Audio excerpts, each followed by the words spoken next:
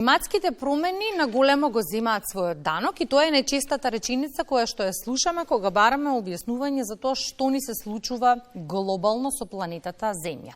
Имаме некарактеристични годишни времиња, имаме метеоролошки појави кои што не се карактеристични за поднебјата во кои што се случуваат. Деновиве имаме зима во пролет, на планините снег, во Обединетите Арапски Емирати имаме поплава. Каква ќе биде планетата глобално во годините кои следуваат? Одговори бараме од која кој не врвните професионалци. Професор доктор Владо Спиридонов го имаме во утринската програма. Професоре, добро утро и добре ни дојдовте. Не очекував искрено дека за неполни 10 дена повторно ќе се видиме, но еве климата и случувањата временски не тираат повторно да објаснуваме. Добро утро, благодарам за поканата. Она што навистина најчесто сега се зборува, значи најпопуларно, значи се климатските промени. Некако и метеорологијата во тој контекст стана премногу популарна, но со право бидејќи живееме во такво време, климатските промени се присутни, тие се забрзани и се рефлектираат глобално на целата планета. Пред споменав некои 10 дена ни бивте гостин во Македонија наутро и тогаш ве прашувавме, професоре, што се случува, имајќи предвид дека имавме некои 30 целзиусови степени во текот на денот, а беше почеток на пролетта. И ни кажавте, не се надевете дека ќе трае ова, ќе имаме известна промена, не очекувавме дека толку брзо ќе не стигне, но само за неколку дена имаме пат на температурите сериозен и снег на планините. Што ни се случува сега, професор? Значи, ние ги поврзуваме работите со климатските промени, меѓутоа, тоа е една долгорочна карактеристика и веќе сите сме сведоци дека нешто се менува со нашата планета, се менува со загревањето на планетата, се менува со загревањето на океаните и морињата, со циркулацијата на атмосферата, се менува со атмосферските системи, млазни струи, се менува со нивната честина и нивниот интензитет на јавување. Меѓутоа, кога зборуваме сега за овие меѓусезонски, аз би рекол меѓугодишни промени, тие имаат една друга карактеристика, тоа се осцилации внатре во климатскиот систем. Повторно зависат од сите овие, да речеме, фактори на промените на климата и влијанието, односно антропогеното влијание на нас, на луѓето, затоа што ние, значи, ако вршиме неконтролирани емисии на стакленички гасови, како резултат на користење на тие основни суровини, значи јаглен гас и нафта, ние на некој начин влијаеме да настане тој процес на глобално затоплување. И затоа нашата планета е загреана за 1,1 степен според сите овие најнови проценки глобални. Значи, средната просечна температура на целата планета е 1,1 степен. И сето тоа се рефлектира понатаму на сите овие состојби кои што се случуваат и вакви осцилации кои што ние ги секојдневно ги следиме. Она што е позагрижувачко и зашто многу се зборува, барем од како паднаа температурите и повторно имаме снег, е што ќе се случува и со земјоделските производи, но и со овошките. Веројатно ќе претрпат штети. Да, ние, значи, вие убаво кажавте на почетокот дека оваа пролет беше значи, лето во пролет. Навистина, температурите нагло се зголемија, таков тренд имаше и невообичаено надпросечни температури. Лани, ако се сеќавате, имавме сосема други карактеристики. Имавме премногу свежа, премногу влажна пролет. Дури почетокот на летото беше доста влажен и се размислувавме дали ќе имаме лето. Сега оваа година повторно се менува, меѓутоа, сепак мислам дека на некој начин самата природа и сите оние процеси што се случуваат на некој начин ги подесуваат сите оние, како да кажам, физички процеси во атмосферата, меѓутоа и како се рефлектираат на овие сектори, како што е земјоделие. И така сметам дека овие врнежи пролетни се навистина добре дојдени, затоа што имавме еден изразито сушен период. А ниските температури, професор? Ниските температури, сега да бидам искрен, овој систем сега што еве подолго време се задржува, даде и снег на повисоките места, меѓутоа сето тоа брзо ќе се менува затоа што имаме веќе загревање. Значи ние влегуваме веќе во средината и водиме кон тој пролетен циклус, така да сметам дека нема да биде премногу драматично за да едноставно бидат загрижени нашите земјоделци. Какво лето не очекува? Вообичаено споминавме последниве години, имаме и некарактеристични метеопојави, но имаме и некарактеристични годишни времења. Така.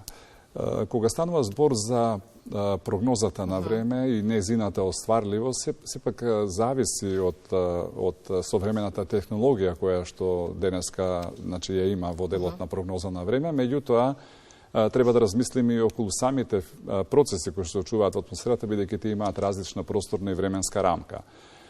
Затоа остварливоста на прогнозата во односот на краткорочната 3 до 5 денови, па понатаму и 7 до 10 денови во едни стагнантни системи, кога еве како што беше ситуацијата, кога се задржа доста топло време, антициклонално, ние бевме под влијание јужно, односно афричко влијание, па имавме транспорт на песок од Сахара.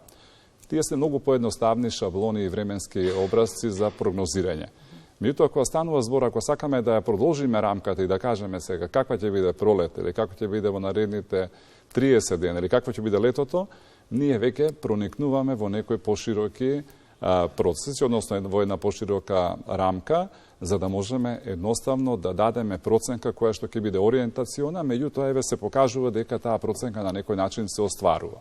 И конкретно да одговорам сега, според тие сите климатски модели кои што ги земаат во предвид сите овие фактори, од загревањето, сончевото зрачење, загревањето на океаните и морињата, односно површината на температурата на океаните и морињата, понатаму сите оние распоредот на воздушни маси, фронтални системи, млазни струи и така натаму, упатува, според овој наш Европски центар кој што навистина држи за еден висок стандард и така натаму, според тие информации ќе имаме потопло лето, тоа го упатуваат и многу медиуми кои што се занимаваат со оваа проблематика, потопло за 1 до 2 степени се проценките дека ќе биде таа аномалија температурна, односно повисоки температури, но за нејанса посуво лето. Но тоа не може да не охрабри во смисол на потопло лето, поубави летни мигови и така натаму.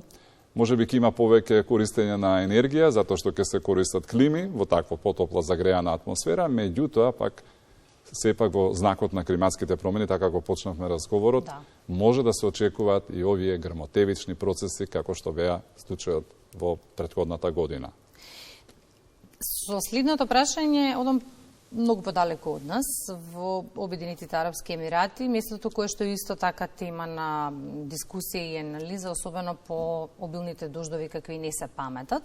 И сега прашањето кое што меѓу другото се отвара, има сериозни штети, има и жртви, е дали се ова е последица на вештачка модификација, односно процесот на сеење облаци кои што тие го практикуваат години назад. И сега чекаме објаснување од вас професионалците. Дали е ова природна појава или пак последица на нешто што е вештачки креирано? Токму така. Значи, за граѓаните на Македонија. Навистина, бидејќи многу медиуми ја обработува оваа тема. И сега нешто изворно. Значи, според она метеоролошка анализа, аналитика, наука, ајде да кажам, метеоролошка наука, бидејќи јас од таму потекнувам, се работи за карактеристичен временски систем. Значи, не се работи за вештачка модификација или за сејување на такви облаци со вештачки реагенси, со соли, со хигроскопско засилување и така натаму. Значи се работи за еден процес, ако дозволувате, кратко ќе го објаснам, меѓутоа ќе гледам да биде поедноставно за да се разбере.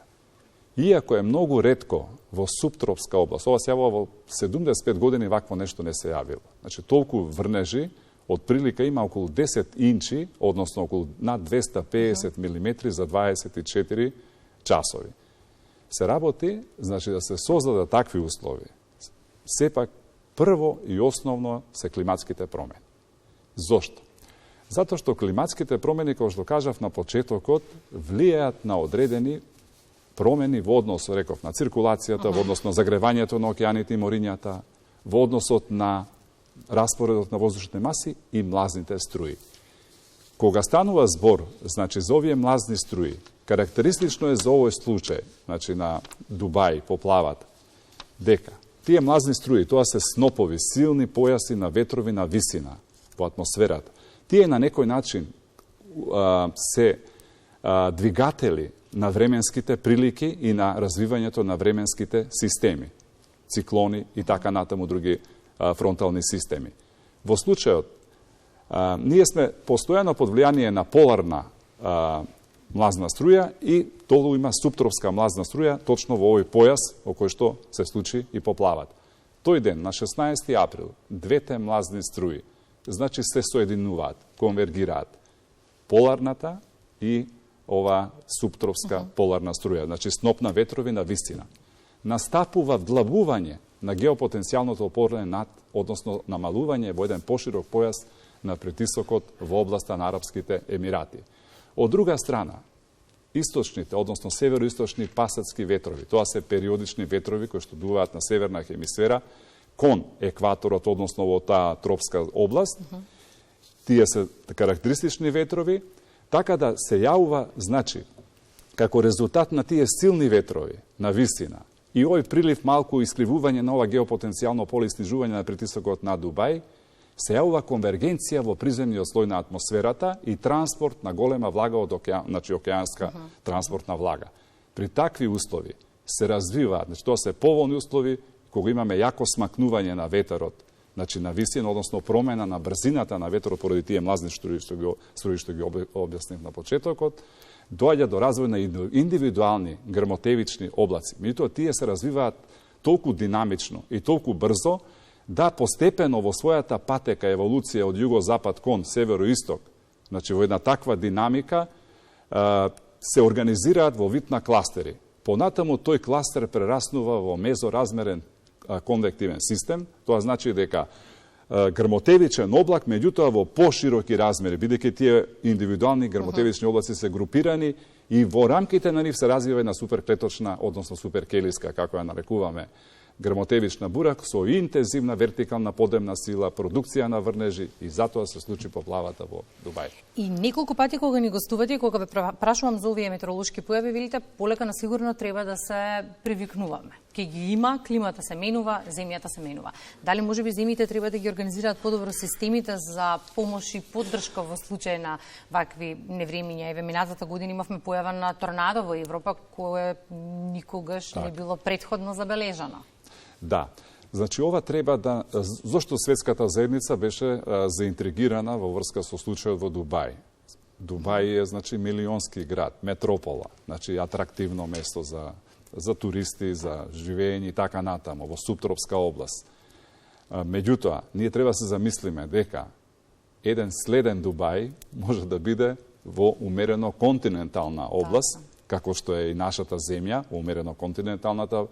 Меѓутоа, овде се работи за голема топлина, значи, што служи како извор на енергија и дополнително оној прилив што ви реков на ладен воздух направи такви чуда, односно таква поплава во Дубај. Меѓутоа, живееме во време на климатски промени, кога една од последиците на климатски промени е зголемено количество на водена пареја во атмосферата, така да загреаниот воздух, загреаната планета може да држи повеќе влага до 7%. 1 степен загреање на планета значи 7% повеќе влага, а тоа е гориво за развој на интензивни грмотевици. Ке го продискутираме и оној 1,5 Целзиусов степен со Парискиот климатски договор, но би сакала да го видиме графиката која што ни ја пративте во однос на НОТАС, што регистрираше вашата алатка за предвидување невреме и како тоа изгледаше, се однесува на Обединетите Арапски Емирати, да. Ке може да ја видиме, колеги, само еве. И сега вие ќе ни објасните што гледаме. Значи, ова е таа наша нова алатка, што заедно неколку експерти од Финки, од Белградскиот универзитет и од ПМФ, Природно-математичкиот факултет и Институт за физика, ја развивме веќе, ова е 3-4 година како се користи оваа алатка за детекција, прогноза и детекција на невреме. Добра. Ова е само глобална симулација на оваа алатка, значи на целата планета и токму на секој час ги прикажува алертите. И точно се издвојува дека над Дубај, иако е во глобални размери, се издвојува ниво 4, однапред 24 часа, дека во Дубај ќе има многу голем ризик од развој на грмотевици, што е многу интересно, бидејќи резолуцијата на симулацијата е малку погруба, не е толку прецизна. Зелената боја што всушност представува? Да, ова е за денеска, ова е НОТАС, алатката, меѓутоа за една помала област, како што е југоисточна Европа, секојдневно оди на Facebook страната и на Инстаграм, се уште се чека онаа апликација и мобилна за граѓаните, што се надевам дека ќе биде и Истата прикажува часовни излези, ова е облачни систем за денеска, ова се врнежите од снег и дожд, каде би имало денеска, значи во текот на секој час. Точно беше прогнозата која што ја кажав пред малку? Апсолутно, колегите си ги работат сите тие работи, меѓутоа ова е сосема друга, значи овде се работи за исклучително нов научен концепт кој што конкретно за нота, за алатката зборувам. Така да ова се пак часовни количини или суми на врнежи за денеска, за 24 април. Сега, ако ја имате вие нота со алатката за Дубај, значи, мислам дека е интересно, интересно да се види, значи, за каква предупредување. Ова е исто така за 24 април, за денеска, видите, оној прилив на ладен воздух од северозапад, како ја менува бојата, ова е сега за Дубај. Погледнете, нота здава, значи во овој развој што ви го опишав пред малку, ако се сеќавате, околу причините за појавата на таа катастрофална поплада, нота здава ниво 5. Тоа значи екстремен ризик од појава на грмотевични облаци. Значи, ова е облачниот систем кој што се развива. Гледате во централниот дел како се развива тој мезоразмерен конвективен систем и во рамките на него се развива онаа суперкелиска бура која што даде такви интензивни врнежи за кратко време. Имам уште многу прашања, но морам да се фокусирам на оно што го споменав со оние 1,5 Целзиусов степен договорени дека ќе се ограничи глобалното затоплување.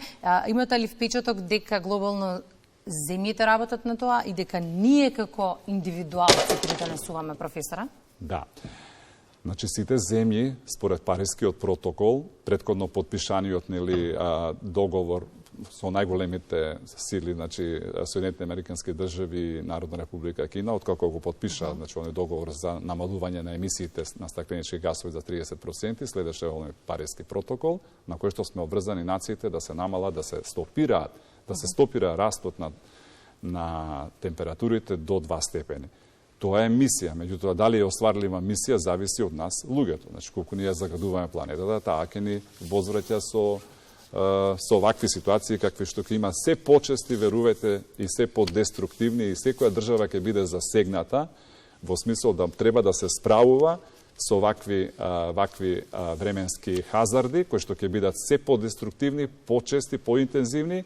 И едноставно сите ќе се едноставно прашуваме како во тој смисол да бидеме предострожни, односно навремено да знаеме, да бидеме подготвени за такви системи. Токму така и сакав да завршам. Земјите веројатно треба да се фокусираат да ги подготват системите за интервенција во случај на непогоди.